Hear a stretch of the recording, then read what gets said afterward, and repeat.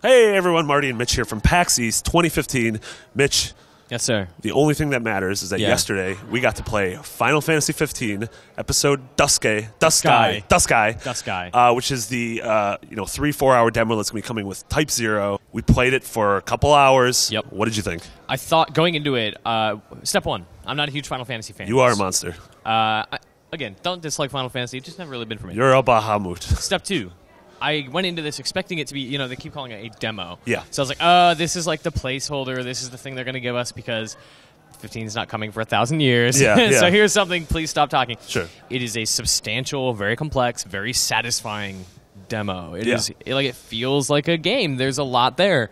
And what stands out to me as someone who's not super into Final Fantasy is that they take all the good parts of Final Fantasy, like the micromanagement of the combat and your characters, and they turn it into a really awesome real-time combat game.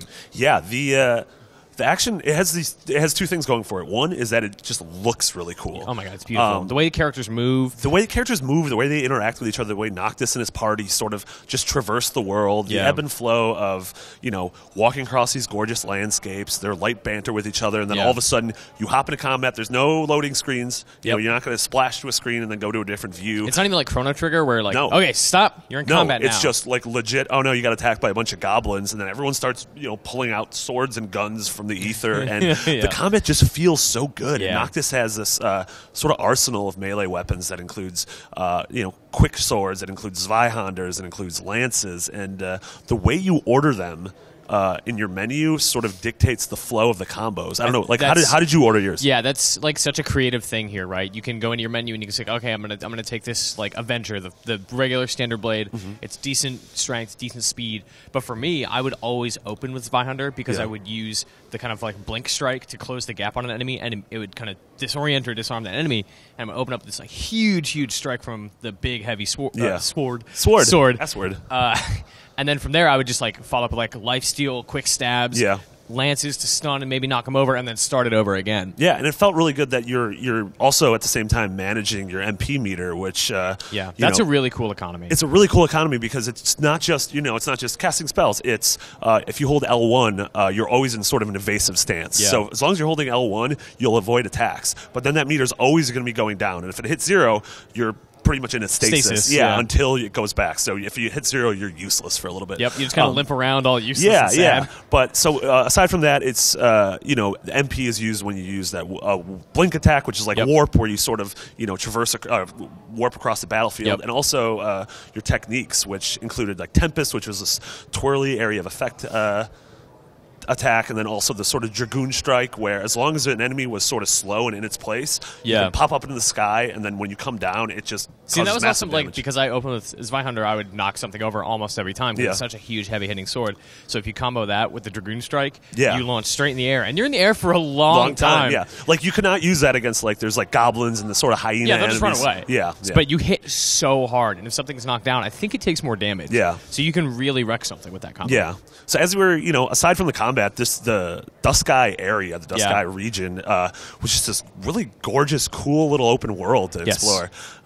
Right off the bat, you see this like massive lake, and you have this gorgeous view of the sunset. But then it has this weird like juxtaposition of it feels real. Yeah, like there are real life stuff things in it, but then there's this giant dinosaur thing and this crystal arch, and so it's this like awesome melding of the familiar and the completely magical. Yeah, I'm just kind of in awe of the world in general, right? Like the landscape is so beautiful, and you have these like arching rock things that are in the distance. You're like, I want to go there, so you start running toward there, but you get distracted by something in the woods nearby, and it's like, oh, there's like a little path around those rocks, and you just kind of get pulled into it in a really, really interesting way, like the same way I do in a Far Cry game or something like that. Didn't expect that from a Final Fantasy game. No, totally. And it's also interesting that there's this day-night cycle, and during the day, it sort of plays out as you would assume it was, but at night, there's different enemies come out. Goblins come out. I found all these drop ships featuring Imperial soldiers, which are kind of creepy because they're these like robotic automatons. And so fighting them was really cool. But then you end up camping at night, and camping was where it was really interesting because you know, once you get there, that's the only way you level up. Yeah, so you don't just finish a fight and like, all right, good job, you got some XP. Yeah, exactly. So if you fight all day long and then you make it to the campsite, all of a sudden you sit down, you camp, and then your characters start leveling up. You just cash out on everything. Yeah, you like I leveled up like 5 times, and then depending on what materials you have, your characters cook every night. Yeah, and when you cook, like the better your meal is, the better the buffs you have the next day. So you might get like increased critical strikes or extra damage is something I might have just made up, but I'm sure that's a stat. Yeah, extra damage. Things like that, right? Like you get buffs that persist through the next day. Yeah, totally. And then the last thing I want to talk about, the game's kind of weird. In a good way. So weird. What was the weirdest thing that happened to you? We found a black chocobo in the woods. Like, we found a chocobo ranch. We're like, oh, cool, there's chocobos. You can't ride them because the marshlands are dangerous. So maybe when you win the game, you finish it, you wrap up, you go ride some chocobos. Yeah. There's also just wild chocobos out in the woods. Yeah. Being all scared of everything. Yeah, they were terrified. They did not like the fact that we had swords and then we're just warping across the world. Yeah. What about you? What's the weirdest, dumbest, craziest thing that happened to you? So I headed to the northern part of the map, and I saw a highway, and I saw a gas station at the other side that looked just like a regular gas station. I'm like, well, I'm going to go there. Going to go get some pepperoni sticks. I stepped 1 foot on the dude, the pep sticks, of course. You know that. Fruit by the foots.